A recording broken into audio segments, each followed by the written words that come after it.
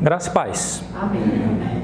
Privilégio, mais uma vez, estar aqui com a igreja e com os amados para que possamos fazer uma reflexão muito significativa, muito importante sobre a palavra de Deus e sobre o Deus da palavra, né? Eu vou convidar a igreja para que abra a sua Bíblia no livro de Romanos, no capítulo 8, o versículo 1 e o versículo 2. Nós vamos ler aqui esse texto da palavra do Senhor. Portanto, agora, nenhuma condenação há para os que estão em Cristo Jesus, que não andam segundo a carne, mas segundo o Espírito. Porque a lei do Espírito de vida em Cristo Jesus me livrou da lei do pecado e da morte. Pai Santo, fala com as nossas vidas pelo poder da Tua palavra nesta noite, movendo o Teu Espírito Santo nesta revelação para a glória única do nome do Senhor Jesus Cristo. Amém.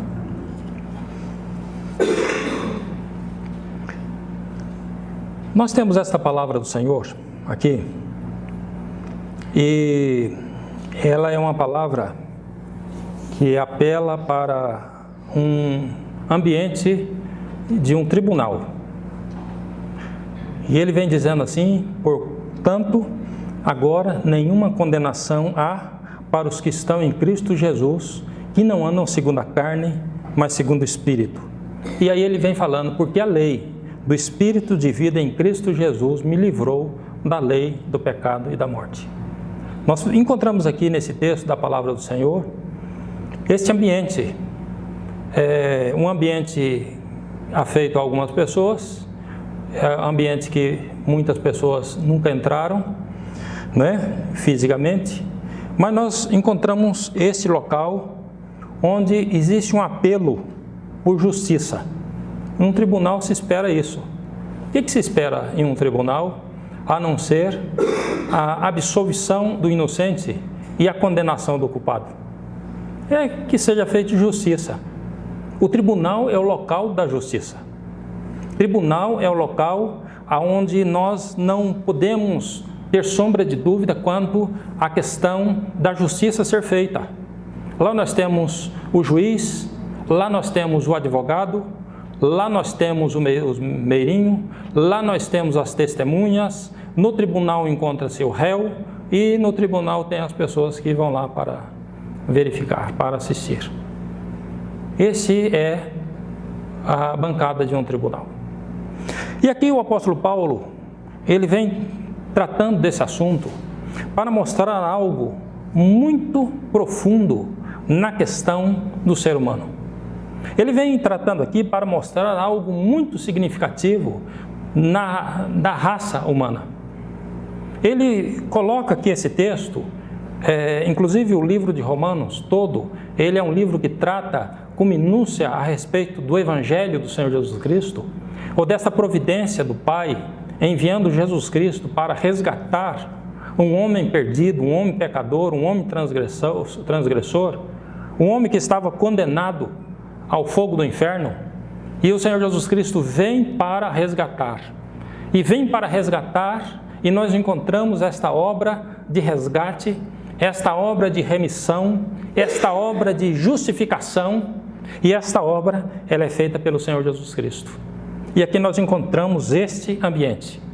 É interessante porque esta obra da redenção, esta obra da justificação, ela tem ambientes. Qualquer hora nós vamos verificar aqui que esta obra também ela é feita em um outro ambiente, em um mercado. Porque o Senhor Jesus Cristo, ele nos comprou. E a Bíblia diz que nos comprou por bom preço. Essa negociata de compra é feita em mercado. Não é feita em tribunal. E o Senhor, ele nos comprou e nos comprou por bom preço. E nós temos ainda outro ambiente. O ambiente do templo, onde é feita esta obra. Porque o Senhor Jesus Cristo, ele é o sumo sacerdote. E sumo sacerdote, lugar de sumo sacerdote, não é dentro de um tribunal e nem em um mercado. O sumo sacerdote, o local dele, da ação dele, da atuação dele, é em um templo. É lá nesse local. Então a obra da nossa justificação, ela é uma obra feita nestes ambientes, nestes locais. E hoje aqui eu quero verificar com os amados esse ambiente desse tribunal, mas eu quero verificar com os amados esse indivíduo que estava lá sendo julgado. Essa raça humana que estava ali para ser julgado, e nós temos já aqui nesse texto uma sentença, e para chegar nesta sentença precisou haver uma providência, e essa providência a raça humana não tem dado crédito, essa providência muitas pessoas não têm dado crédito a ela, porque existe uma nuvem da religião que está tampando a obra de Cristo, como havia quando Jesus Cristo veio. Existe uma nuvem da denominação que está tampando a obra do Senhor Jesus Cristo. Tem ambientes e tem locais onde a denominação ela é muito maior do que o próprio nome do Senhor Jesus Cristo. O que a denominação diz vale mais do que o que Cristo diz, o que está escrito nas Escrituras. E nós verificamos aqui, meus queridos, esse ambiente. E eu quero ver com os amados aqui, nesta noite, essa situação desse homem. Vamos verificar a situação desse homem aqui, que está nesse ambiente, nesse local, para ser julgado, que está aqui nesse ambiente, e esse tribunal é um tribunal diante do Senhor, onde o Senhor Deus ele vem estabelecendo a sua sentença, estabelecendo o seu veredito. Não existe apelação frente a uma sentença do nosso amado e bom Deus. Frente a essa sentença não tem apelação, mas tem um intercessor, um que intercede, um que se oferece em sacrifício para que possa ter havido essa justificação. Mas eu quero verificar aqui com os amados como é que a raça humana estava posta diante desse tribunal. Eu quero ler alguns textos aqui do livro de Gênesis para que nós cheguemos a uma conclusão do ser humano. Esse indivíduo que estava sendo julgado. Eu quero verificar no capítulo 1, rapidamente. Nós não vamos, obviamente, ler as minúcias aqui do texto, mas eu quero pensar aqui do capítulo 1, porque nesse capítulo 1, nós verificamos que Deus, ele criou o homem, e ele criou o homem à sua imagem. Olha só o versículo 26, Gênesis 1, versículo 26, eu vou ler aqui para os amados.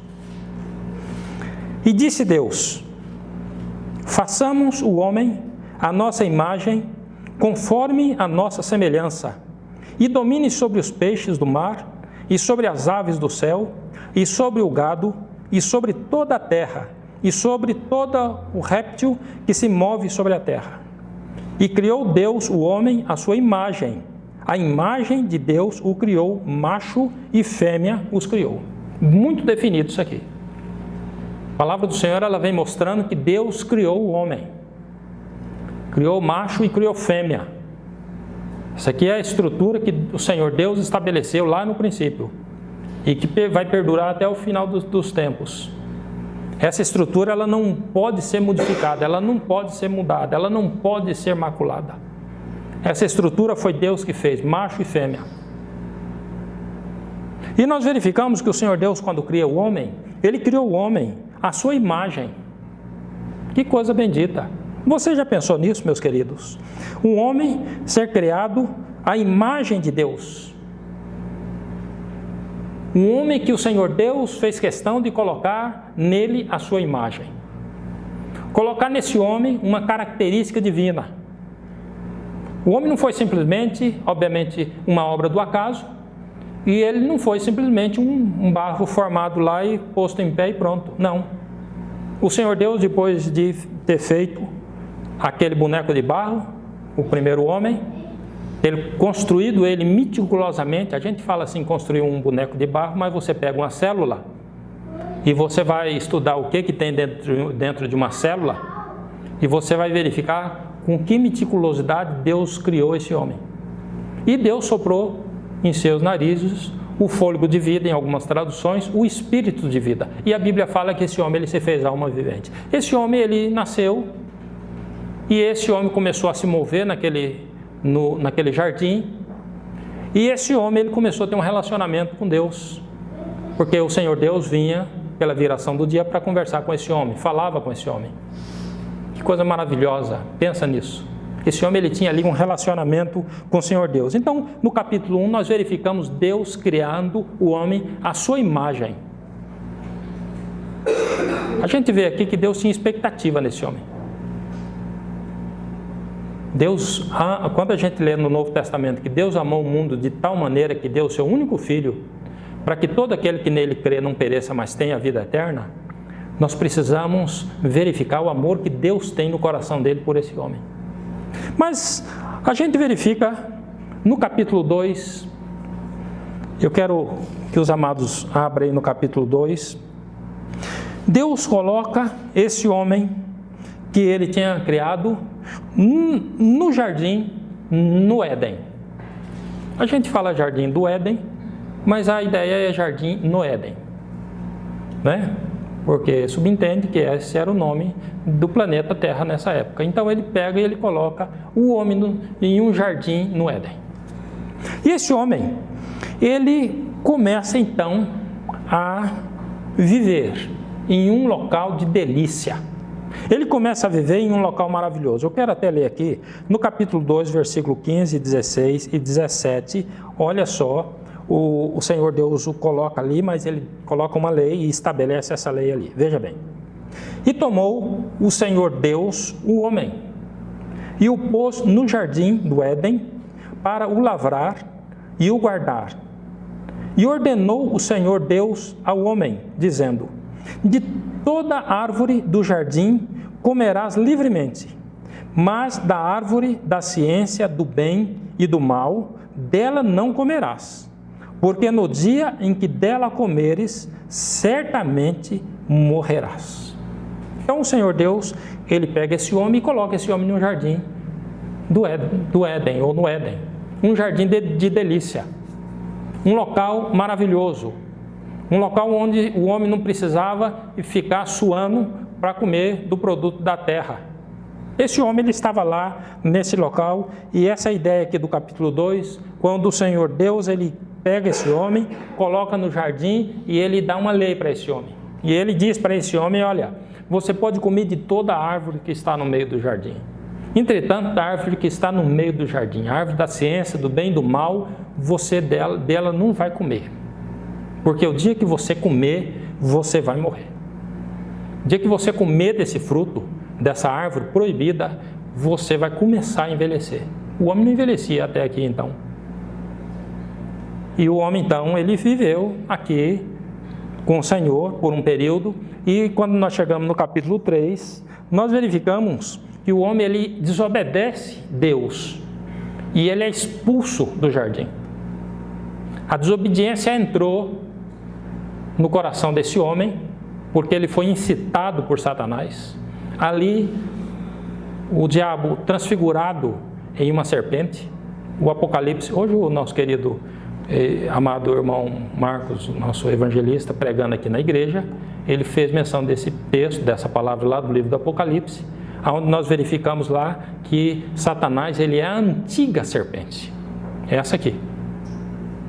Estava ali no jardim, e ele então, essa cobra conversa, ela fala com Eva, ela tem um diálogo com Eva, e Eva tem um diálogo com essa cobra, conversa, isso talvez fosse algo normal naquele jardim, naquele ambiente ali, um local de vida absoluta, talvez ali esses animais pudessem falar, pudessem se comunicar, isso é uma conjectura, porque a mulher ela não se assustou.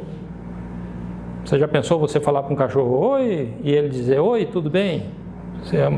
Você não sairia correndo? O que está acontecendo aqui? Esse bicho está possuído. Mas a mulher ela não se assustou, porque talvez esse era algo muito natural naquele ambiente. Mas ela então tem esse diálogo com Satanás, e Satanás a induz, a impele. Satanás ele faz o que tem feito até hoje. Ele lança as suas setas, ele vem com a sua palavra, e a palavra do diabo ela sempre tem um propósito, descredibilizar a palavra de Deus. Deus disse, o dia que você comer, você vai morrer. O diabo chega e diz, Deus sabe que o dia que você comer, vai ser aberto os seus olhos, e você vai conhecer o bem e o mal, e você vai ser igual a Deus. Por isso que Deus não quer que você come, Eva. Porque o dia que você comer, vai ser aberto os seus olhos, você vai ser igual a ele. E o diabo, então, ele vem com essa conversa. Depois você lê todo o capítulo. E nós verificamos que Eva tomou do fruto da árvore, comeu, e comendo, deu também ao seu marido, e a palavra de Deus diz que ele comeu com ela. No capítulo 3, então, nós verificamos esta queda da raça humana. A raça humana, ali, na pessoa de Adão, a raça humana, ali ainda, dentro de Adão, porque dali originaria toda a espécie humana. Adão, então, ele cai, ele desobedece ao Senhor Deus, ele cai em transgressão, e com ele toda a espécie humana, toda a raça humana.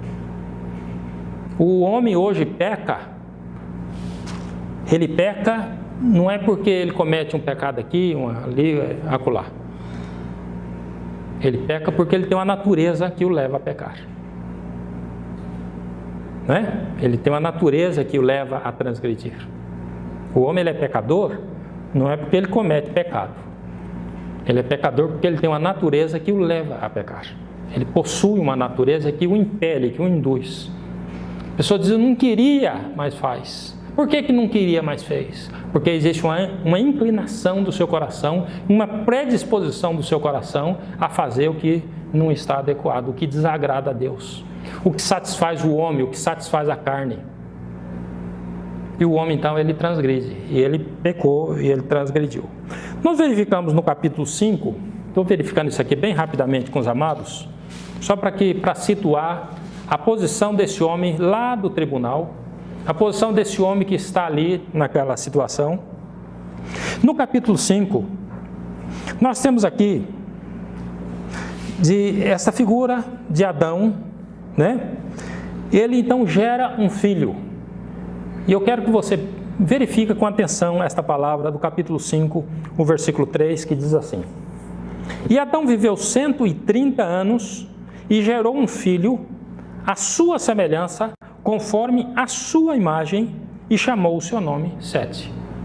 Você perceba que esse homem, agora gerado por Adão, ele já não é um homem à imagem de Deus. Agora ele é um homem à imagem de um homem pecador, de um homem caído, de um homem transgressor. Porque Adão gerou um filho agora segundo a sua imagem de um homem caído, a sua imagem de um homem pecador. A humanidade toda hoje, segundo as Escrituras, ela é uma humanidade pecadora por causa disto, porque Adão pecou.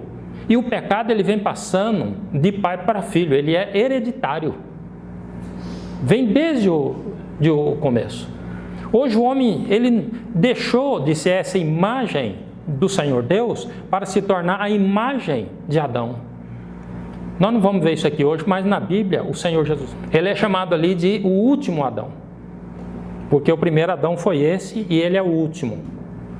Ele acabou ali, fechou. Eu quero ler com os amados aqui um texto para mostrar. No livro de Romanos, no capítulo de número 5, versículo 12, olha só essa palavra, meus irmãos. Todos encontraram aí essa palavra do Senhor?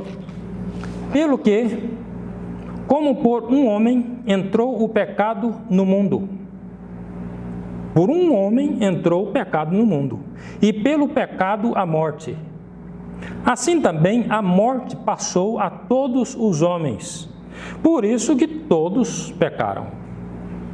Por isso que todos pecaram. Por que todos pecaram? Todos pecaram porque Adão pecou. E Adão gerou um filho pecador. E o filho de Adão gerou um filho pecador. E de lá para cá vem vindo dessa maneira, e as pessoas já nascem com uma natureza perversa, uma natureza transgressora. Por isso que Jesus Cristo teve que dizer para os seus discípulos: ide por todo mundo e pregai o evangelho a toda criatura. Precisou pregar para todos, para que todos possam crer e todos possam ser salvos. Mas e os que não creem? Os que não creem não serão salvos. Está escrito nas Escrituras: quem crê será salvo, mas quem não crê já está condenado. O fator que nos faz filhos de Deus e nos torna com probabilidade de entrar no reino de Deus, né, com a possibilidade de entrar no reino de Deus, é a fé na pessoa de Jesus Cristo, na obra redentora ali daquela cruz. Você percebeu então que esse homem, ele transgrediu, esse homem agora ele gera um filho à sua imagem, e essa raça perdurou, e essa raça veio até nos nossos dias, porque de Adão originou toda a espécie humana. No capítulo 6, 7 e 8, nós verificamos Deus destruindo a raça humana pelo dilúvio, mas eu quero pontuar aqui no capítulo 6, versículos de número 5 e 6, essa palavra que diz o seguinte, olha só, Gênesis 6, versículo 5 e 6, diz assim: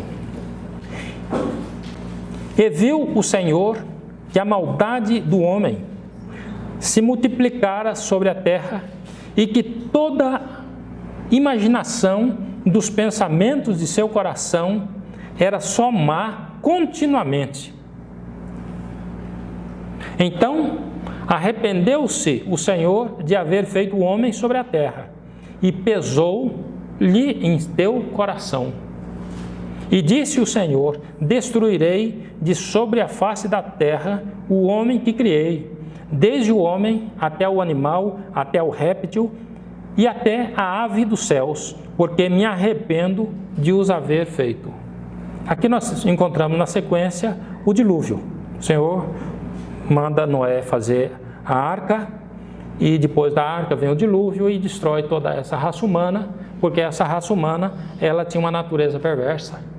Eu fico olhando aqui no verso de número 6, meus queridos, o verso 5, e viu o Senhor que a maldade do homem se multiplicara sobre a terra, e que toda a imaginação dos pensamentos de seu coração era só má continuamente.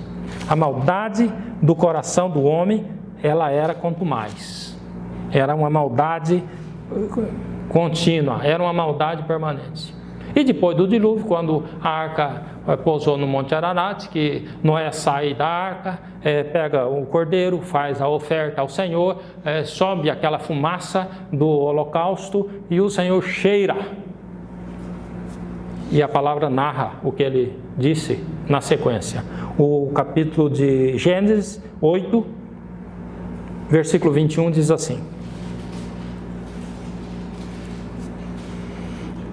E o Senhor cheirou o suave cheiro, e disse o Senhor em seu coração: Não tornarei mais a amaldiçoar a terra por causa do homem, porque a imaginação do coração do homem é má desde a sua meninice, nem tornarei mais a ferir todo vivente como fiz. O Senhor Deus, ele vem e ele fala isso. Ele diz: eu não vou mais destruir todo vivente como eu fiz com água.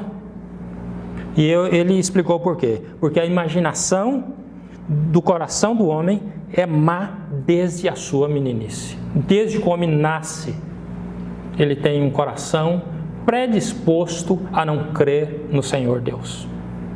Ele tem um coração que não é afeito às coisas do Senhor Deus. Oh, meus queridos, que situação que a raça humana se encontra. Que situação que esse mundo se encontra. Deus fez o homem bom, e o homem então, ele desobedeceu, e ele se tornou mau, ele se tornou uma criatura maligna. Ele se tornou uma criatura astuciosa, ele se tornou uma criatura sagaz, ele se tornou uma criatura manipuladora, ele se tornou uma criatura que maquina um mal contra o próximo. Isso é terrível. O ser humano, ele tem uma natureza inclinada para a desobediência ao Senhor. E aí alguém diz: eu nunca matei, eu nunca roubei, eu nunca adulterei, eu nunca prostituí, eu fui criado numa boa família, eu me formei, eu exerço uma profissão, eu sou bom aqui com meus filhos. Então, que maravilha! Porque existem pecadores bons e existem pecadores maus. O problema do ser humano não são essas atitudes. O problema é uma natureza que ele tem que precisa ser modificada, que precisa ser transformada. Tanto o pecador que pratica o mal, quanto o pecador que ele é um homem moralmente aceito pela nossa sociedade e reto, esse homem também precisa da graça de Deus. Todos precisam da graça de Deus igualmente. Todos precisam da misericórdia de Deus igualmente. Frente a esse quadro que nós descrevemos aqui para os amados, frente a essa situação dessa queda desse homem, frente a esse fato de que o Senhor Deus, depois do dilúvio, o Senhor Deus cheira o sacrifício ali, o suave cheiro desse holocausto, e o Senhor Deus identifica no ser humano ainda um coração mau, um coração perverso. Frente a esse quadro, Deus convida o homem a apresentar as suas razões para que ele possa ser justificado. Que coisa impressionante esse texto de Isaías 43, o verso 26. Porque nesse texto nós verificamos o Senhor Deus convidando o ser humano a apresentar as suas justificativas, a apresentar as suas razões, para que Deus o possa justificar. Porque nesse mundo que nós vivemos, meus queridos, tem muita gente querendo ser justificado fora de Jesus. Tem muitas pessoas que querem ser justificadas a parte do Senhor Jesus Cristo, ser justificado por boas obras, ser justificado porque faz caridade, ser justificado porque pertence a alguma religião, ser justificado porque vai em alguma igreja. Ninguém é salvo ou justificado simplesmente pelo fato de ir em alguma igreja, nem aqui na nossa, nem em igreja nenhuma. Nós somos justificados inteiramente pela graça do Senhor Jesus Cristo. Nós precisamos crer no Senhor Jesus Cristo. Nós precisamos tomar posse desta obra regeneradora do Senhor Jesus Cristo. Nós precisamos desfrutar de uma experiência de novo nascimento, uma experiência de vida nova, para que nós possamos estar em pé diante do Senhor. É uma coisa maravilhosa. Eu quero que os amados abram a Bíblia no livro de Isaías 43 e o versículo 26. Olha só essa palavra do Senhor. Amém? Acharam? Procura lembrar-me. Entremos em juízo juntamente. Apresenta as tuas razões para que te possa justificar. Apresenta as tuas razões. O Senhor está dizendo, entremos em juízo juntamente. Deus está dizendo, você que se acha justo, você que se acha bom, sem Jesus Cristo, Ele está te convidando, dizendo, vamos entrar num juízo e apresenta as tuas razões. Lá no livro de Jó, o Senhor já tinha feito isso com ele. Quando Jó começa a reclamar muito da sua situação, e a situação de Jó era terrível. Você vai ver o livro de Jó, a situação dele era precária.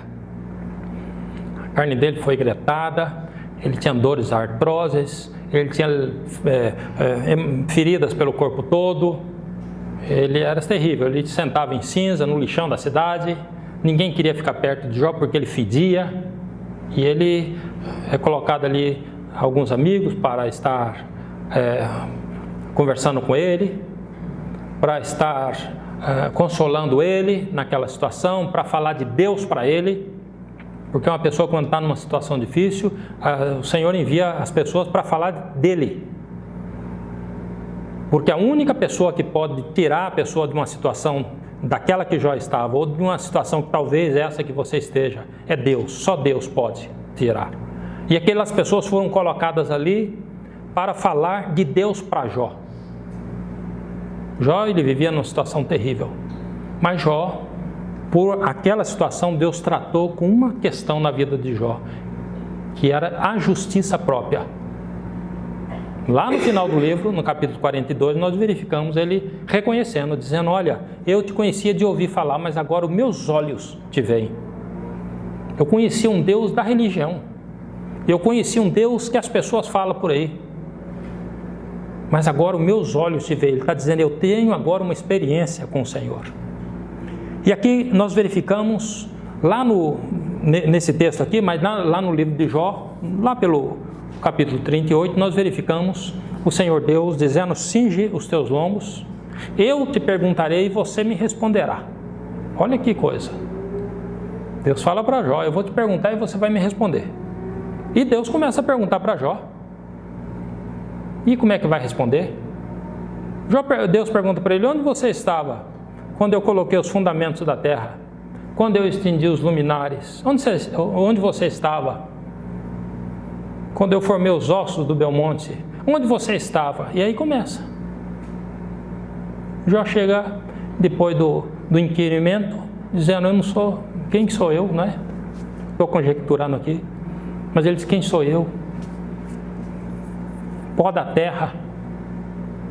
Quem somos nós diante dessa grandeza de Deus? E ele vem aqui dizendo: apresenta as tuas razões, apresenta as tuas justiças, apresenta quem é você. Foi Deus que lhe fez ou foi você que criou ele? Ou você nasceu sozinho ou você é obra do acaso? Eu fico olhando as pessoas muitas pessoas dizendo: não, eu sou obra do acaso. Eu nasci porque houve uma explosão aí, eu nasci de uma criatura unicelular. E aí eu fico observando as pessoas que descreem do Senhor Deus, um Deus que Ele convida as pessoas a conhecê-lo pelas coisas criadas. Você olha para um pé de planta, você tem que saber que Deus fez aquilo. Você chupa uma laranja, como é que pode uma semente cair na terra lá, nascer um pé de laranja? Plantamos um aqui no fundo da igreja, né, Marco? O Marco plantou aí. Agora está produzindo laranja. Você abre aquela laranja, tem aquele suco doce lá dentro, uma estrutura fantástica. E você diz: não, isso aqui foi obra do acaso, nasceu aí, isso nasceu de uma criatura qualquer. Você não imaginar que por trás daquela obra existe um Criador. Um Criador meticuloso, um Criador poderoso. A Bíblia fala que Deus, os homens não conheceram Deus pelas coisas criadas, pela sua sabedoria, ele diz. Os homens não conheceram Deus pela sua sabedoria. Aí ele diz: aprove a Deus salvar os crentes pela loucura da pregação. A pessoa não consegue conhecer Deus pela sua sabedoria. A gente não consegue olhar para as coisas criadas e reconhecer a grandeza e a profundidade de Deus e o amor de Deus. Então, aprove ao Senhor salvar-nos pela loucura da pregação. E tem muita gente que não está crendo na loucura da pregação. Loucura da pregação. Tem gente que diz: isso é coisa de doido, isso é coisa de louco. Essa obra da cruz, porque a palavra vem dizendo lá, a palavra da cruz é loucura para os que perecem. Mas para nós que somos salvos é o poder de Deus.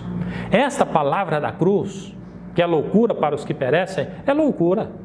Como é que cabe na cabeça de um indivíduo, se não for pela graça de Deus, que nós somos salvos por um ser que veio do céu, nasceu aqui, viveu aqui 33 anos e morreu crucificado em uma cruz? Como é que um Salvador que salva a raça humana, que crê nele, pode ter morrido crucificado em uma cruz? Isso é loucura, um evangelho desse é loucura. O evangelho que diz que ele morreu naquela cruz para te salvar, para matar o seu pecado, a sua iniquidade, a sua transgressão, isso é loucura. É verdade que não é loucura eu dizer para vocês: vem aqui, vamos fazer uma oração aqui para você ficar rico. Isso não é loucura não, isso qualquer um quer. Agora dizer que Jesus Cristo veio, morreu em uma cruz para salvar a sua alma, te tirar do pecado, da iniquidade, da transgressão, isso é loucura. E muitas pessoas não estão dispostas a crer nesta palavra do Senhor Jesus Cristo. Vamos caminhar um pouco aqui, nesse texto da palavra do Senhor então. Isaías 43, verso 26, procura lembrar-me, entremos em juízo juntamente, apresente as tuas razões para que te possa justificar. Então apresente as tuas razões para que eu possa te justificar. O que você tem para dizer: Deus tem que me justificar por causa disso? Porque eu sou bom, ou porque eu fiz isso, ou porque eu fiz aquilo. Apresenta as tuas razões. Primeiro põe num prato da balança a sua iniquidade, a sua transgressão, o seu pecado, a sua rebeldia, a sua soberba. E depois você põe no outro prato da balança as suas bondades. E a gente vai verificar. A gente vai chegar a uma conclusão que Isaías, na verdade, já tinha feito essa medida, né? E ele chegou à conclusão lá dizendo que nós valemos menos do que nada. Se essa avaliação do livro de Isaías te servir, é a soma. Valemos menos do que nada. Não temos nada para apresentar diante do Senhor. E nesse quadro, nós verificamos o Senhor Jesus Cristo vindo para oferecer uma salvação. O Senhor Jesus Cristo vindo para anular uma sentença de morte que havia sobre a vida do ser humano. Ele veio para isso. Todos pecaram e destituídos estão da glória de Deus. Todos. Mas Jesus Cristo vem e ele anula essa sentença. Que bênção! Que coisa maravilhosa, meus irmãos. Só esse fato já seria motivo para glorificarmos e louvarmos e honrarmos ao Senhor Deus por toda a nossa vida. Um Senhor que vem para anular uma sentença de morte que está sobre as nossas vidas. Pensa nisso. Um indivíduo que está condenado à morte, e no nosso caso era morte física e morte espiritual, eram duas mortes. E o Senhor, ele vem e ele anula essa morte, se apresentando diante do Pai, para que nós pudéssemos ser justificados. O texto que lemos aí, de Romanos no capítulo 8, o versículo 2, podemos voltar ali nele, para verificarmos essa verdade do nosso amado e bom Senhor.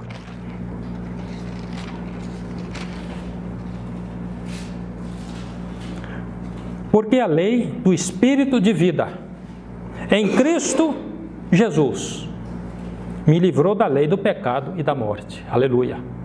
Porque a lei do Espírito de vida em Cristo Jesus me livrou da lei do pecado e da morte.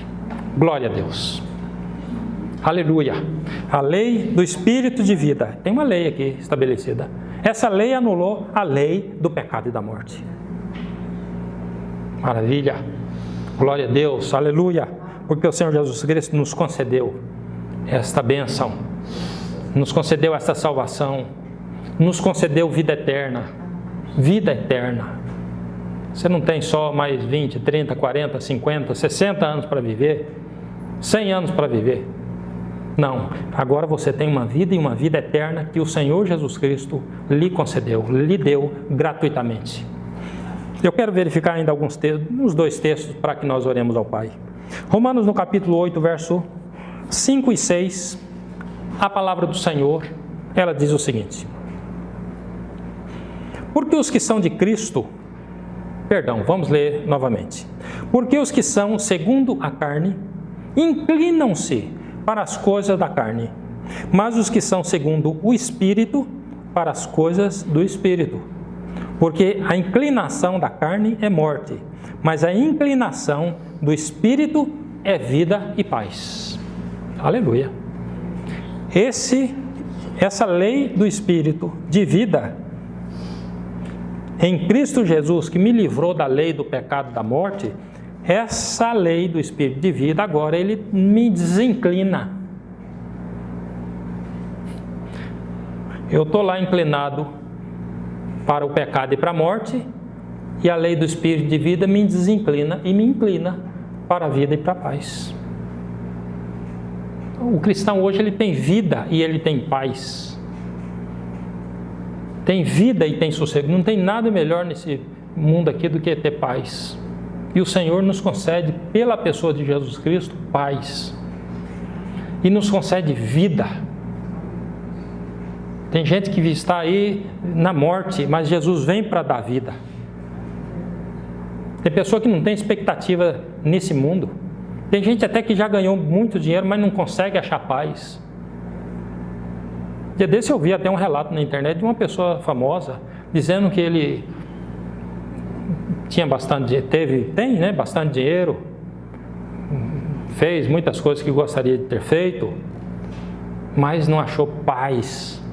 E é verdade, o dinheiro não pode dar a paz que só Jesus pode dar. As nossas conquistas intelectuais não podem trazer a paz que só Jesus Cristo pode dar.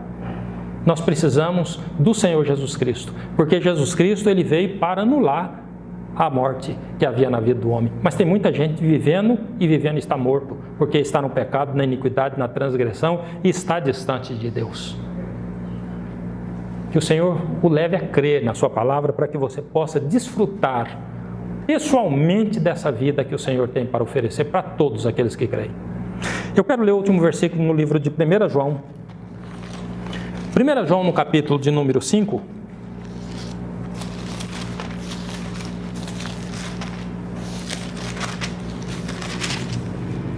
O versículo de número 11 e 12, a palavra do Senhor, ela diz o seguinte: e o testemunho é este, que Deus nos deu a vida eterna, e esta vida está em seu Filho. Quem tem o Filho tem a vida. Quem não tem o Filho de Deus não tem a vida. Pode dizer, mas eu não acredito nisso, que quem não tem o Filho de Deus não tem a vida. O fato de você não acreditar não vai mudar a verdade da palavra de Deus. Nós só podemos ser salvos por meio da pessoa de Jesus Cristo. Deus, o Pai, delegou a Jesus Cristo esta obra da salvação. Eu vou dizer um negócio aqui para os amados. Se a pessoa for direto ao Pai, ele não tem a salvação. A salvação nós só obtemos ela através da pessoa de Jesus Cristo. Eu até creio, se a pessoa for buscar direto o Pai, ele vai prover meios de encaminhar essa pessoa para a pessoa de Jesus, porque só Jesus pode salvar. Só o Senhor Jesus Cristo pode salvar. E o testemunho é este, que Deus nos deu a vida eterna. Ele nos deu. E esta vida está em seu Filho. Quem tem o Filho tem a vida. Quem não tem o Filho de Deus não tem a vida. Não se iluda, não se engane. Vida eterna nós só podemos ter na pessoa e na pessoa de Jesus Cristo. Foi Ele que se apresentou para aniquilar, para anular a morte e nos conceder uma vida de paz, uma vida de graça e uma vida de vitória para a glória única do nome do Senhor Jesus Cristo. É por isso, meus queridos, que nós lemos aqui no livro de Romanos 8, logo no começo. Portanto, agora, nenhuma condenação há para os que estão em Cristo Jesus, que não andam segundo a carne, mas segundo o Espírito.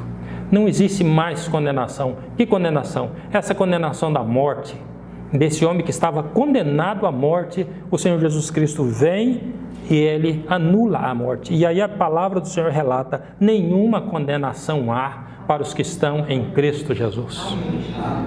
Os que creem em Jesus Cristo estão libertos, estão livres, livres da morte, livres da iniquidade, livres do pecado, para que possa viver uma vida e uma vida para a glória de Deus. Que Deus abençoe os amados, que Deus conceda que vivam uma vida de vitória, uma vida de paz e uma vida de fé na palavra do Senhor. Graça e paz.